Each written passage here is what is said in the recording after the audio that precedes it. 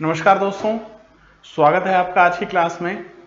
तो सभी एस्पिरेंट्स के लिए आज जो हम स्टार्ट करने जा रहे हैं वो है आपका एडवांस मैथ्स का कह सकते हो आप, या फिर टेक्निकल मैथ्स का एक टॉपिक मैं आपके लिए आज लेकर आया हूं जिसका नाम है हमारा कोऑर्डिनेट ज्योमेट्री, निर्देशांक ज्यामिति। ठीक है भाई। एचएसएससी के सभी एग्जाम्स में, एसएससी मेंस में और रेलवेज में, तीनों के लिए काफी इंपॉर्टेंट जो है ये चैप्टर हमारा रहने वाला है। तो हम जो है कोऑर्डिनेट ज्योमेट्री को बिल्कुल जीरो से शुरुआत करेंगे बच्चों। आज फर्स्ट लेक्चर कोऑर्डिनेट ज्योमेट्री का है। तो सबसे पहले बेसिक्स आपको मैं करवाऊंगा इस क्लास में, उसके बाद हम क्वेश्चंस के डिस्कशन पे जाएंगे, क्या क्या चीजें जो हैं कोऑर्डिनेट ज्योमेट्री में हम पढ़ने वाले हैं। चलिए शुरुआत करते हैं कोऑर्डिनेट ज्योमेट्री की एक्सिस सिस्टम की भाई। ठीक है, तो देखिए जरा शुरुआत से।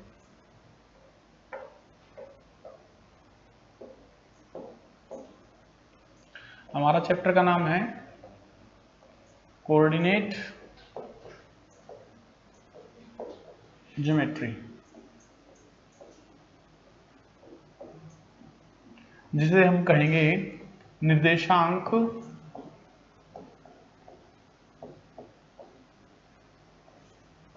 ज्यामिति।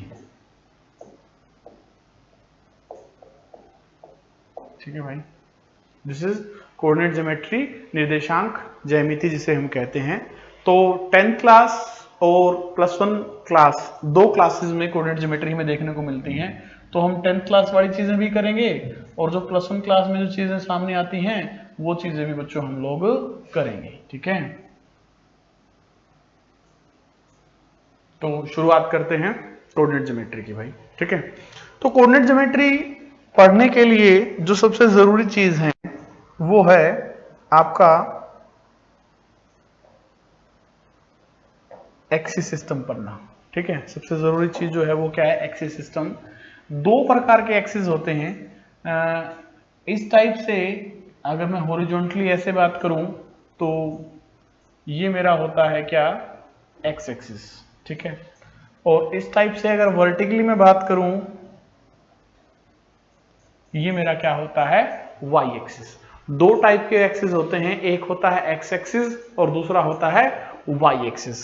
ठीक है, अब ये जो चीज है ये है आपका एक्स एक्सिस।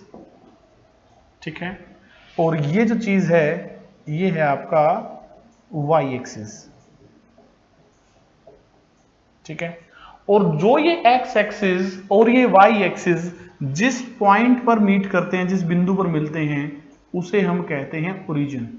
उसे हम क्या कहते हैं, ओरिजिन कहते हैं बच्चों, मूल बिंदु कहते हैं। क्या कहते हैं उसे, ओरिजिन कहते हैं, यानी कि उसे हम लोग मूल बिंदु कहते हैं। ओरिजिन यानी कि मूल बिंदु क्या होता है, जहां पर ये जो हमारा एक्स एक्सिस है और ये जो हमारा वाई एक्सिस है, जहां पर एक दूसरे को मिलते हैं, उस पॉइंट को क्या कहा जाता है, ओरिजिन कहा जाता है, मूल बिंदु कहा जाता है। अब बच्चों ये जो एक्सिस है, जैसे यहां 2 3 4 5 6 7 8 9 10 11 अप टू 100। ठीक है, जैसे 1 हो गया, यहाँ 2 हो गया, 3 हो गया, 4 हो गया, 5 हो गया, 6 7 8 9 10 11 12, ये बराबर गैपिंग से ऐसे काउंटिंग बढ़ती हुई चलती है। इस साइड 2 3 4 5 6 7 8, -1 -2 -3 -4 -5 -6 -7 -8, इस साइड नेगेटिव में काउंटिंग जो है वो हमारी बढ़ती हुई चलती है।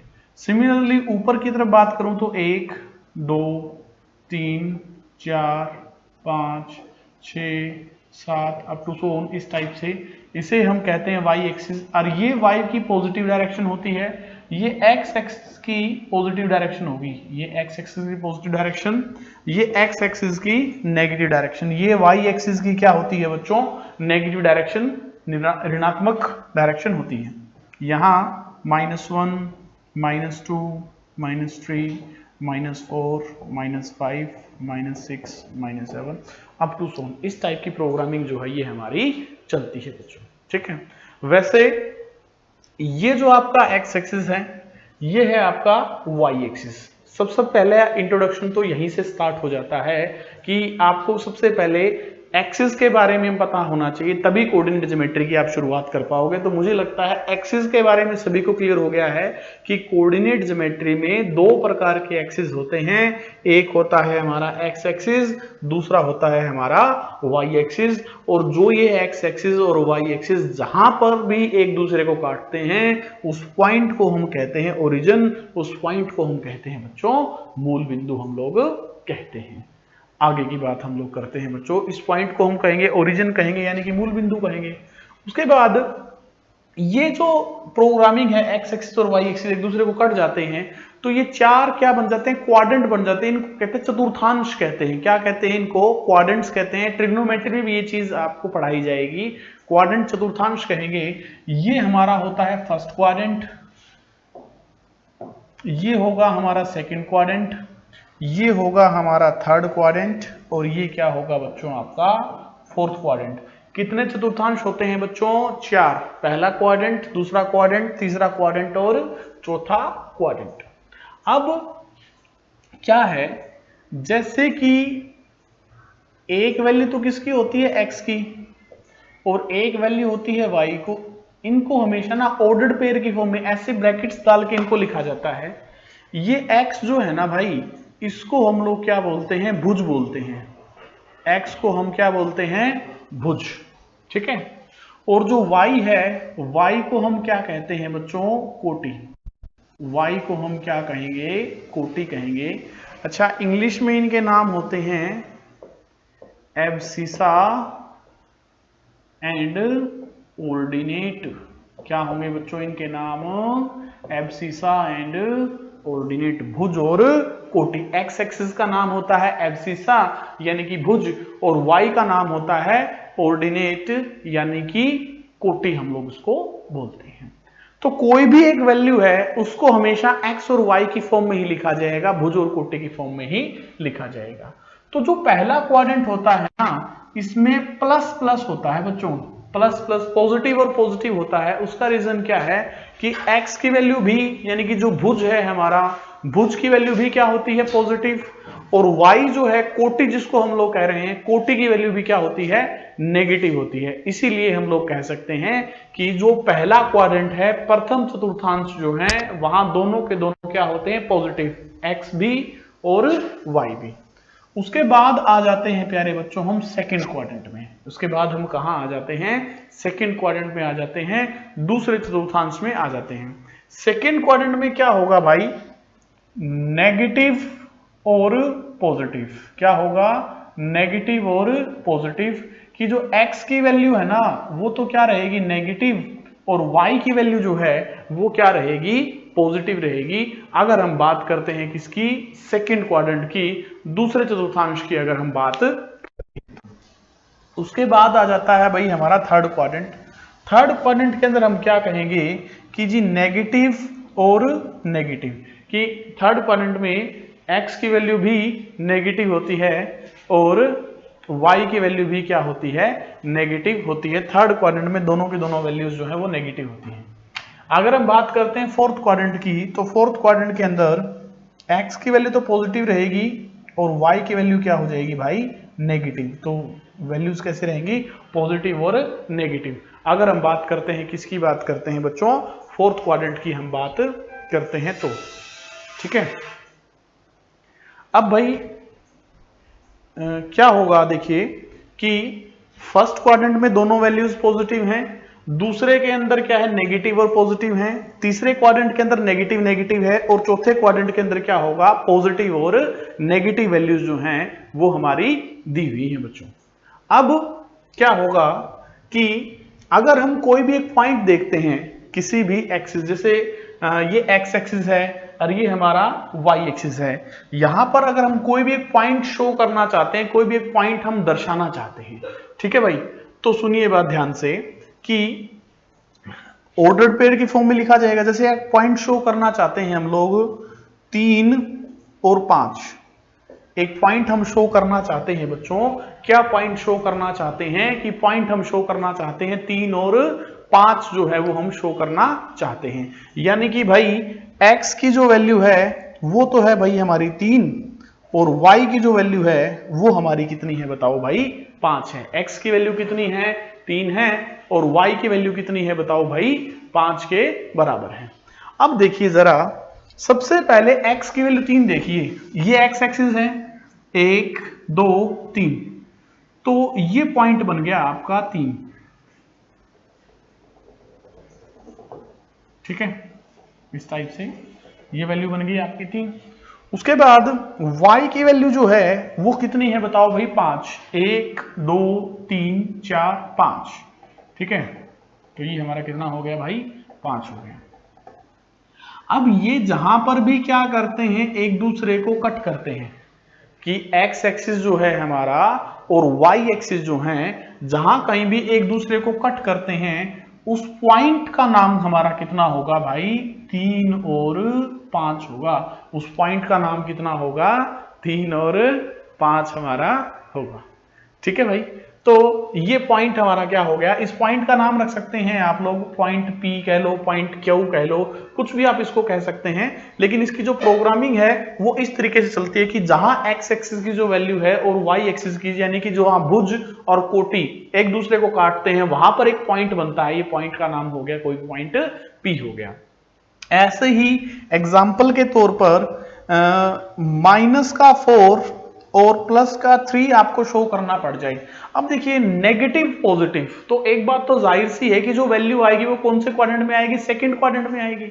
तो सेकंड क्वाड्रेंट की अगर मैं बात करता हूं नेगेटिव में 4, तो -1 -2 -3 -4, ये वैल्यू हो गई जी माइनस का 4।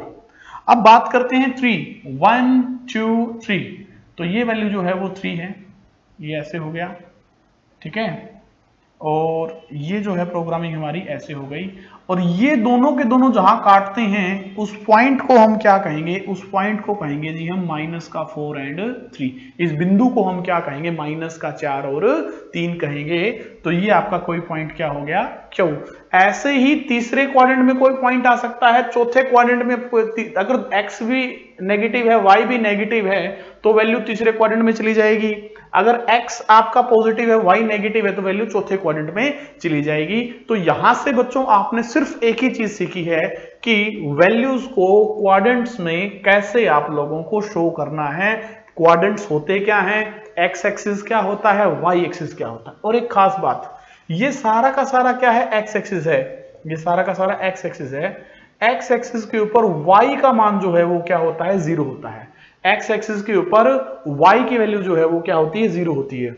ये कंप्लीट जो है ये वाला जो है ये आपका क्या है बच्चों y एक्सिस है, ये क्या है आपका y एक्सिस है। तो y एक्सिस के ऊपर x की वैल्यू क्या होती है 0 होती है, y एक्सिस के ऊपर x की वैल्यू 0 होती है। दो चीजें हैं, x एक्सिस के ऊपर y का मान 0 होता है और y एक्सिस के ऊपर x का मान जो है वो क्या होता है 0 होता है, ठीक है बच्चों। तो इस टाइप से चीजें हमारी चलती हैं। तो ये आपका हो गया, और जहां कट करते हैं उसको ओरिजिन कहते हैं। अब थोड़ा सा और बेसिक्स हम पढ़ते हैं। जब थोड़ा सा इन चीजों को पढ़ते थे तो बच्चों आपको ना ये जब सिखाया जाता था, ये कहां सिखाया जाता था, ये सिखाया जाता था बच्चों आपको 10th क्लास के अंदर कि कोऑर्डिनेट ज्योमेट्री का एक्चुअल यूसेज जो है, वास्तविक प्रयोग जो है वो कहाँ किया जाता है। देखिए ये कोऑर्डिनेट ज्योमेट्री के ग्राफ्स हैं, ठीक है, ग्राफ आपने डिफरेंट टाइप्स के देखे होंगे। ये सारे के सारे जो ग्राफ हैं ये ग्राफिकल यूज जो है एक्चुअल में कोऑर्डिनेट ज्योमेट्री का होता है, ठीक है।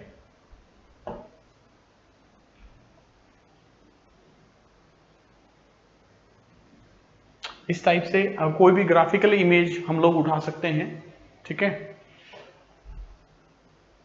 सेकंड टाइम ले रही है ये उठा लेते हैं, अगर ये अवेलेबल नहीं है तो आ नहीं पा रही, क्या बात है यार।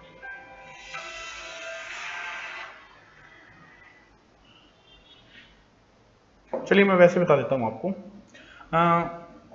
जैसे ये आपने क्या ले लिया, एक्स एक्सिस ले लिया, ये हमने क्या ले लिया, वाई एक्सिस ले लिया, ठीक है। जहां काटते हैं वहां ओरिजिन है, यहां पर x की वैल्यू भी 0 है, y की वैल्यू भी 0 है। अब एक पॉइंट हमें नजर आ गया, ये आगे देखो, जैसे ये ग्राफ हमारा है, ठीक है, क्लियर नहीं है बच्चों, ये इससे बढ़िया हम वैसे बना देंगे। ये पॉइंट ए है, इसके कोऑर्डिनेट्स दे रखे हैं जी 3 और 4, ठीक है, इसके कोऑर्डिनेट्स दे रखे हैं 3 और 4। ऐसे ही कोई दूसरा पॉइंट है जिसके कोऑर्डिनेट्स दे रखे हैं भाई आपको 6 और 3 दे दिए, ठीक है। अब इसका पॉइंट का नाम रख ले बी। अब ये पॉइंट ए है, ये दूसरा पॉइंट बी है, तो ये जो ए बी है ना, इनके बीच में ये कुछ ना कुछ क्या है, डिस्टेंस है, इन दोनों पॉइंट्स के बीच में कुछ ना कुछ क्या है, दूरी है। तो इस डिस्टेंस को निकालने के लिए, इस दूरी को निकालने के लिए हम किस चीज का यूज करते हैं प्यारे बच्चों, डिस्टेंस फॉर्मूले का, दूरी सूत्र का यूज करते हैं। तो डिस्टेंस फॉर्मूले का यूसेज होगा डिस्टेंस को मेजर करने के लिए, दूरी को नापने के लिए। तो पॉइंट ए है, पॉइंट बी है, दोनों की डिस्टेंस नापने के लिए डिस्टेंस फॉर्मूले का यूज। और डिस्टेंस फॉर्मूला क्या कहता है, डिस्टेंस फॉर्मूला हमें यह कहता है कि एक स्पेशल एक पेज ले लेते हैं, यहाँ जो हम डिफाइन करेंगे, सिर्फ और सिर्फ किसको डिफाइन करेंगे, डिस्टेंस फॉर्मूले को। डिस्टेंस फॉर्मूला जिसे हम क्या कहते हैं प्यारे बच्चों, दूरी सूत्र कहते हैं। डिस्टेंस फॉर्मूले को हम क्या कहते हैं, दूरी सूत्र कहते हैं।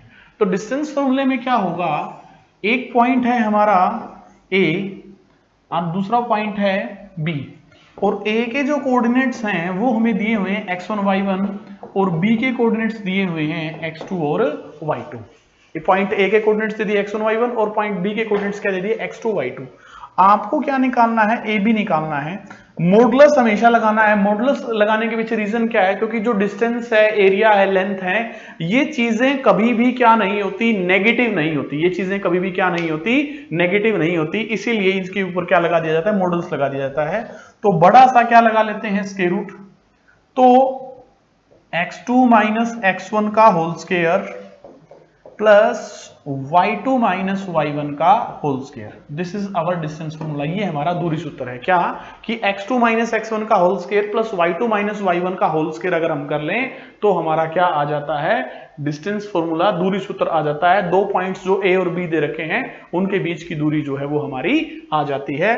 तो ये हमारा क्या होता है प्यारे बच्चों, डिस्टेंस फॉर्मूला होता है। ये क्या होता है, हमारा डिस्टेंस फॉर्मूला होता है। x2 माइनस x1 का square plus y2 minus y1 का होल स्क्वायर यदि हम कर दें तो इससे हम दूरी सूत्र को, डिस्टेंस फॉर्मूले को डिफाइन कर सकते हैं, डिस्टेंस फॉर्मूला निकाल सकते हैं। ठीक है बच्चों, तो एक हो गई ये चीज, ठीक है।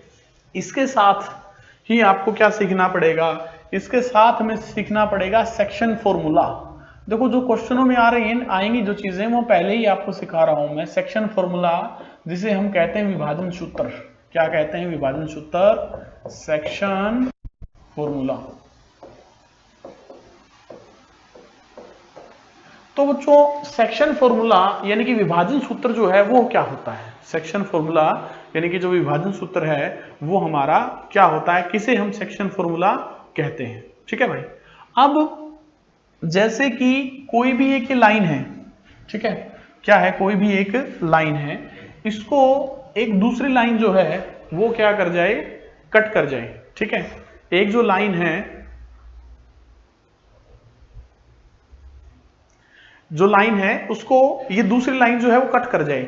अब भाई सीधी सी बात है, एक रेखा को एक दूसरी रेखा काट रही है, वो किसी न किसी अनुपात में तो काटेगी ना। ठीक है, अब हम ये मान लेते हैं कि जी ये रेखा है ना, इसको m रेशो n, m अनुपात n में काट रही है।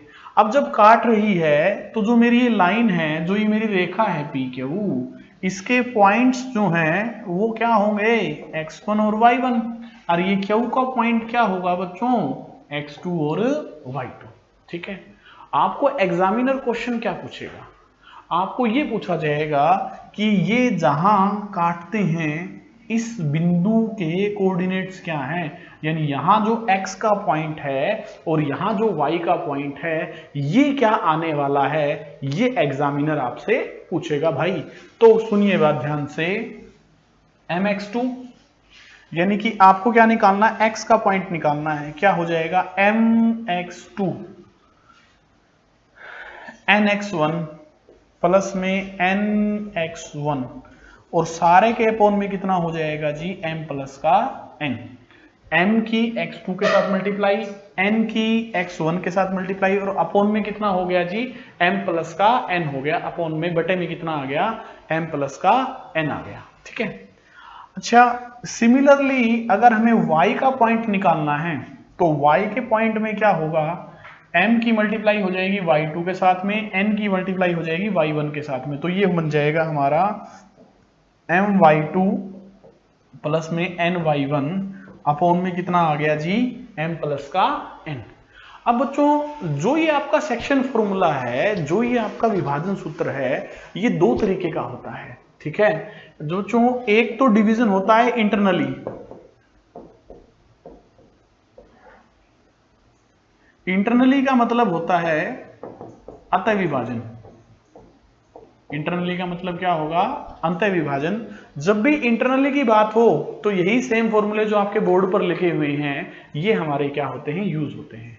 लेकिन कभी कभार एग्जामिनर किसी अलग मूड में होता है और वो क्या कह देता है, वो कह देता है जी डिवीजन तो है, लेकिन डिवीजन कैसा है बच्चों, वो एक्सटर्नली डिवीजन है। कैसा है डिवीजन, एक्सटर्नली डिवीजन है। एक्सटर्नल डिवीजन का मतलब होता है बच्चों बाह्य विभाजन है।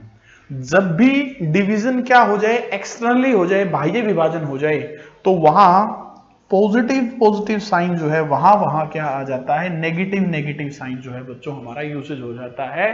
फॉर्मूला सारी की सारी प्रोग्रामिंग बिल्कुल सेम रहती है, एज इट इज रहती है, कभी कोई फर्क नहीं पड़ता। सिर्फ एक जो फर्क पड़ता है मेजर, वो मैं आपको बता चुका हूं। वो फर्क क्या पड़ता है, जहां जहां प्लस का साइन है वहां वहां माइनस का साइन जो है वो हमारा क्या हो जाता है, यूज हो जाता है। जहां कहीं भी हम लोग किस चीज का यूसेज करना चाहते हैं, हम लोग एक्सटर्नल डिवीजन, बाह्य विभाजन का जहां प्रयोग करते हैं वहां नेगेटिव साइन जो है ये हमें दे देता है। तो इसीलिए बच्चों सेक्शन फॉर्मूले में इंटरनल डिवीजन और एक्सटर्नल डिवीजन यूज होते हैं। इसी के साथ ही एक चीज और आ जाती है बच्चों, जिसे हम बोलते हैं मिड पॉइंट फॉर्मूला। क्या बोलते हैं बच्चों, मिड पॉइंट फॉर्मूला।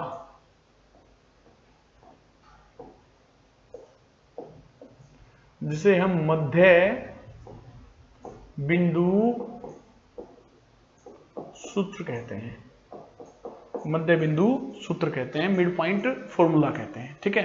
जो मध्य बिंदु सूत्र मिड फॉर्मूला है, x की वैल्यू निकालने के लिए तो हम यूज करेंगे x1 प्लस का x2 बाय में 2 और y की वैल्यू निकालने के लिए y1 प्लस का y2 और बाय में 2। तो x1 प्लस x2 बाय में 2, y1 प्लस y2 बाय में 2। अब ये वैसे बच्चों को पागल बनाने के लिए ही होता है, कुछ अलग चीज नहीं होती।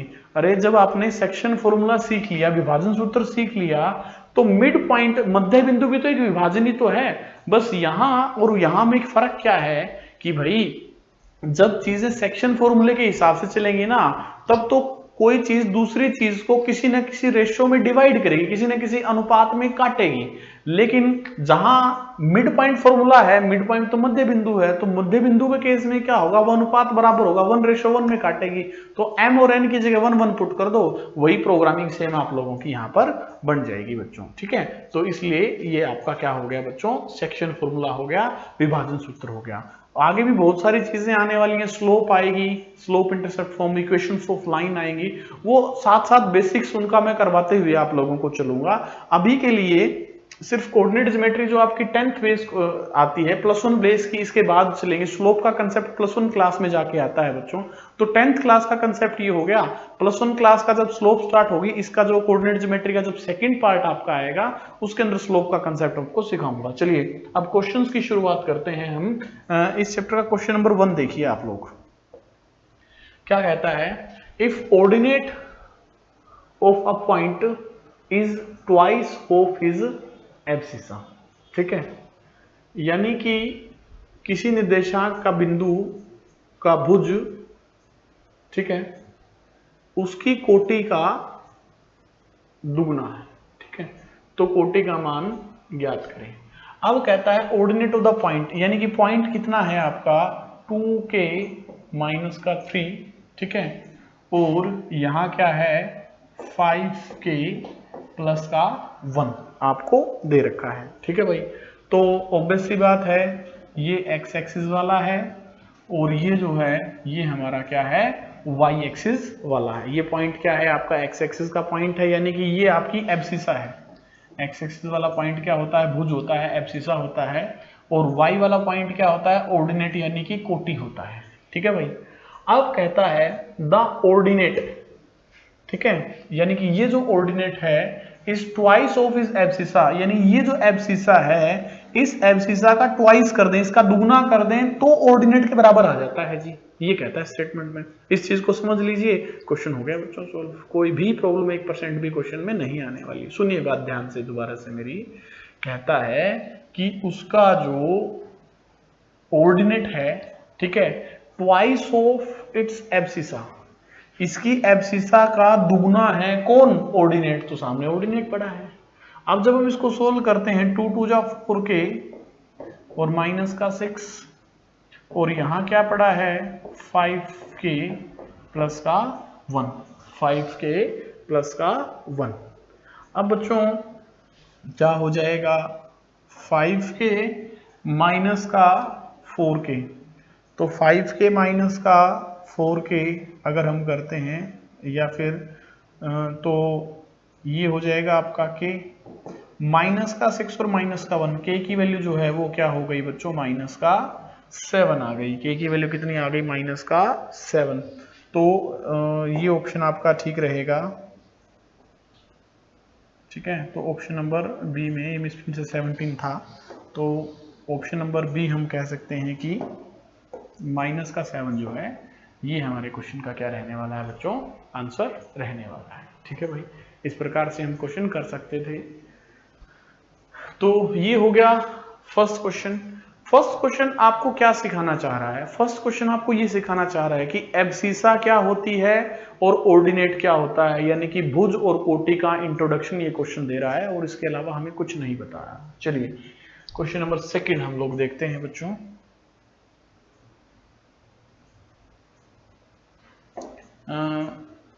थर्ड क्वेश्चन है ये, क्या कहता है find the distance between the point.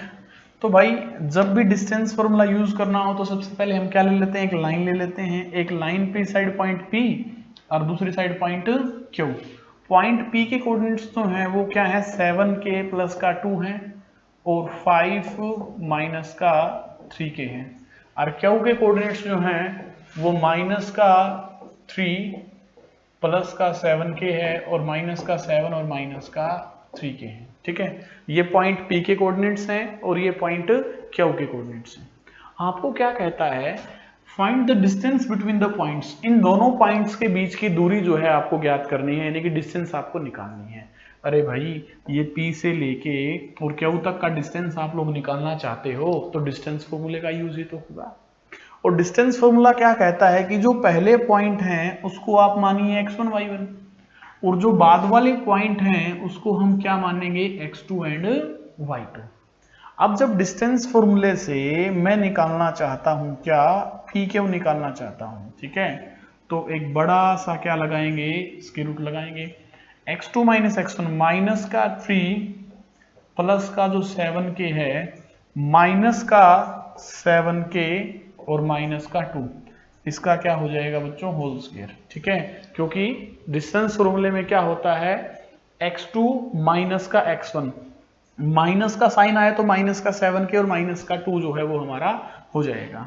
इसे थोड़ा सा आगे बढ़ेंगे प्लस क्या हो जाएगा y2 माइनस y1 का होल स्क्वायर। तो y2 कितना है बच्चों माइनस का 7 और माइनस का 3k, तो माइनस का 5 और माइनस ऑफ माइनस यानी प्लस का क्या हो जाएगा 3k और इसका होल स्क्वायर बच्चों। ठीक है, तो ये हो गया बच्चों डिस्टेंस फॉर्मूले में x2 माइनस x1 का square plus y2 minus y1 का होल स्क्वायर। तो माइनस के 7k से प्लस का 7k कट जाएगा तो माइनस का 3 और माइनस का 2, माइनस का 5 और 5 का स्क्वायर 25।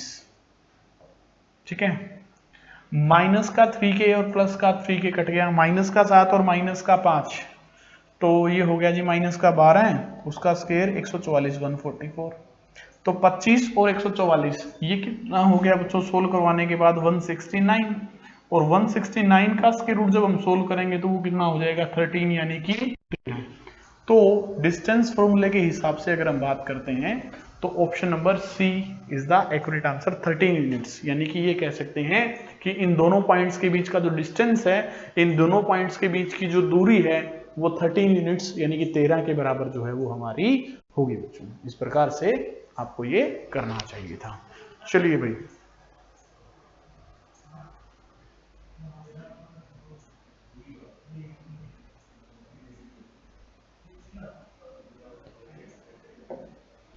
क्वेश्चन नंबर 4 देखिए भाई, कहता है दो पॉइंट दे रखे हैं, एक पॉइंट दे रखा है k और 4 एंड 8, एंड दूसरा पॉइंट दे रखा है k और -4।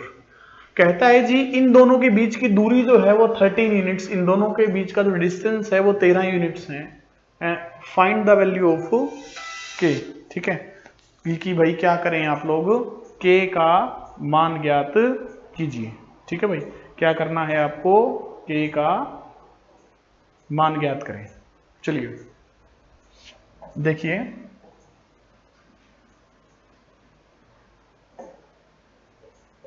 यहां है पॉइंट A और यहां है point B।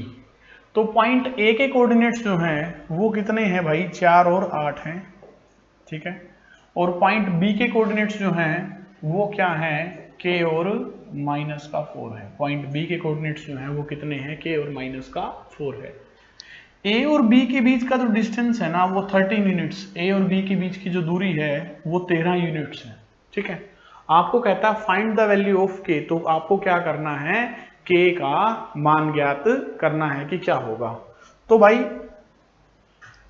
Distance formula use करो, ये x1 y1 है, ये x1 है, ये y1 है, और ये मेरा x2 है, और ये मेरा y2 है। ठीक है, तो बच्चों x1 y1 और x2 y2 मालूम हो गए, तो जब डिस्टेंस फॉर्मूले से मैं निकालूंगा तो x2 माइनस x1 क्या हो जाएगा, k माइनस में 4 का होल स्क्वायर। ठीक है, k माइनस 4 का whole square plus y2 minus y1 यानी कि माइनस का 4 और माइनस का 8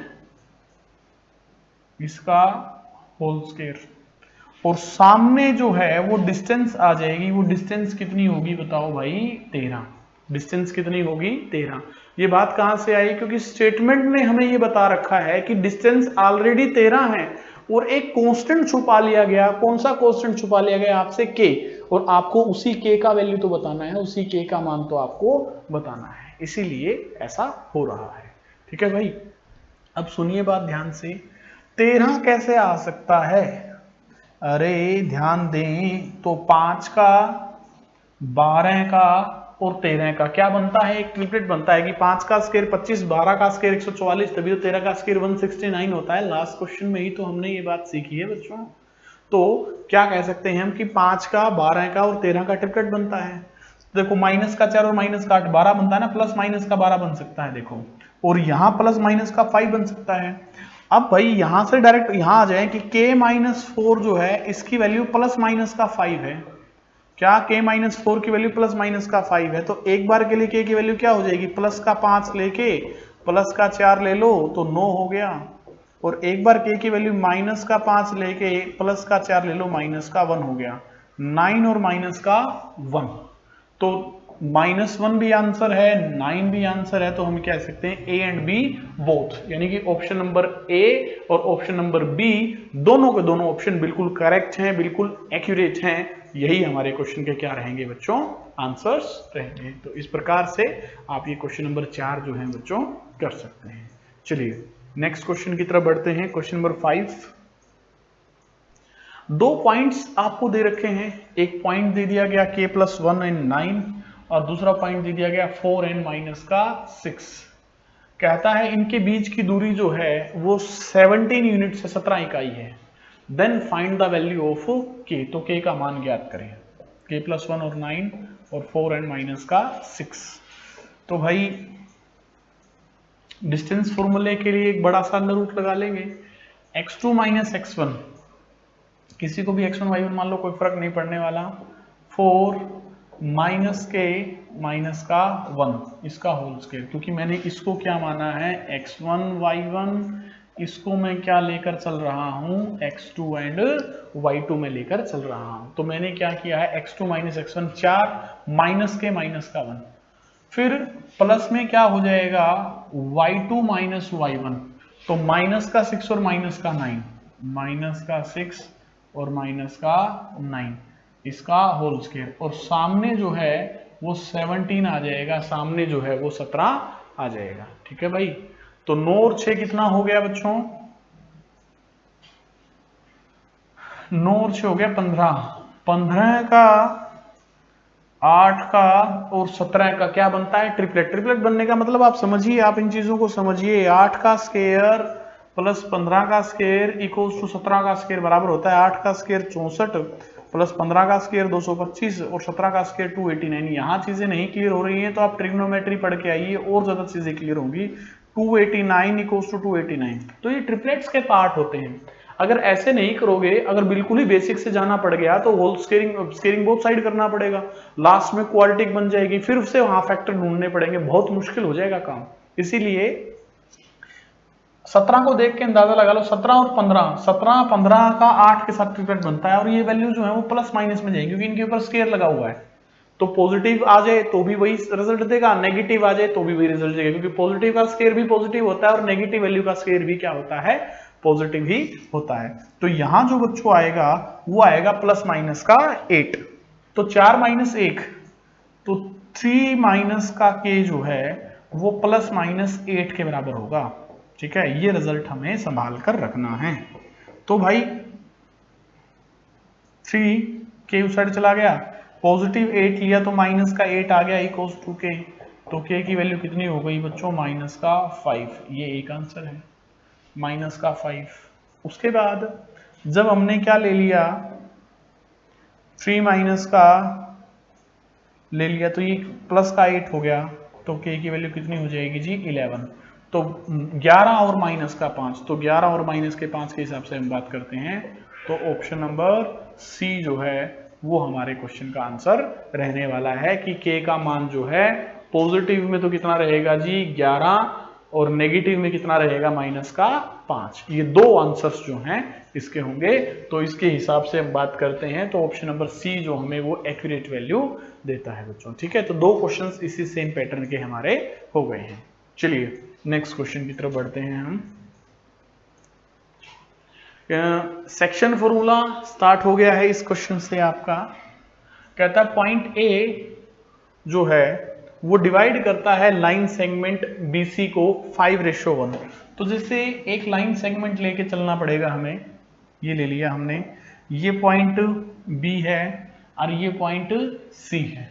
ठीक है, the coordinates of B are 6 and -4। कहता है B बिंदु के निर्देशांक जो है ना वो 6 और माइनस का 4 हैं। ठीक है, आगे कहता है and the coordinates of C are 9/5 and 8। C के कोऑर्डिनेट्स जो हैं वो 9/5 है और 8 है, 9/5 है और 8 है। और जो पॉइंट है ना A, इसके बीच में है कोई पॉइंट A है, ठीक है, उसको ना 5 में डिवाइड करता है, 5:1 में क्या करता है डिवाइड करता है। आपको इस A के ऊपर x का कोऑर्डिनेट और y का कोऑर्डिनेट जो है वो फाइंड आउट करना है कि x का मान क्या होगा और y का मान जो है वो बच्चों हमारा क्या होगा, ये चीज आपको बतानी होगी। ठीक है भाई, तो सुनिए बात फिर, ये है m और ये है हमारा n, mx2, तो 9/5 जब हम x की वैल्यू निकालेंगे तो जो 9/5 है उसकी मल्टीप्लाई हो जाएगी 5 के साथ में, और जो ये 1 है इसकी मल्टीप्लाई हो जाएगी 6 के साथ में, प्लस में 1 इंटू 6 और अपॉन में कितना हो जाएगा जी 5 प्लस का 1, तो 5 से 5 कट के 9 और 6 15,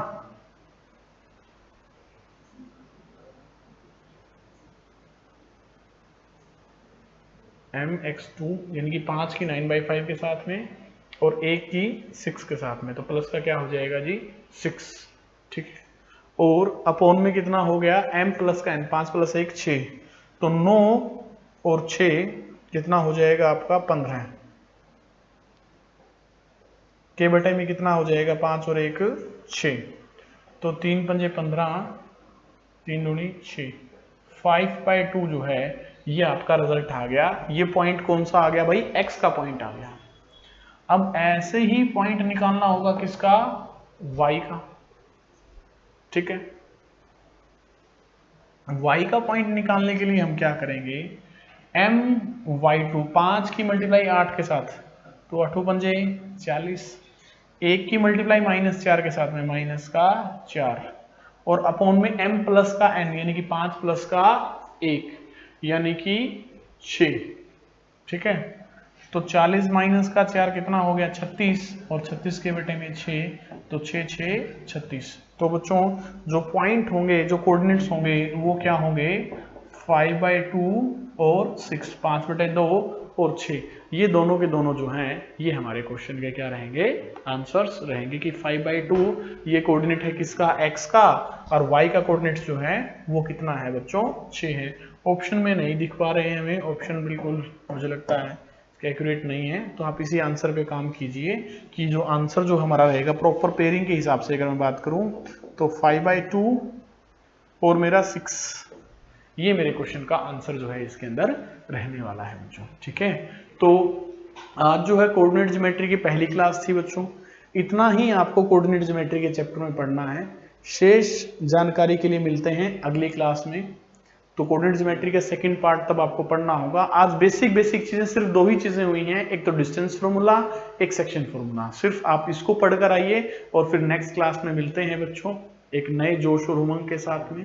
तब आज की क्लास देखने के लिए बहुत बहुत धन्यवाद। जल्द मिलते हैं बच्चों कोऑर्डिनेट ज्योमेट्री की क्लास नंबर 2 में। आपका दिन शुभ रहे।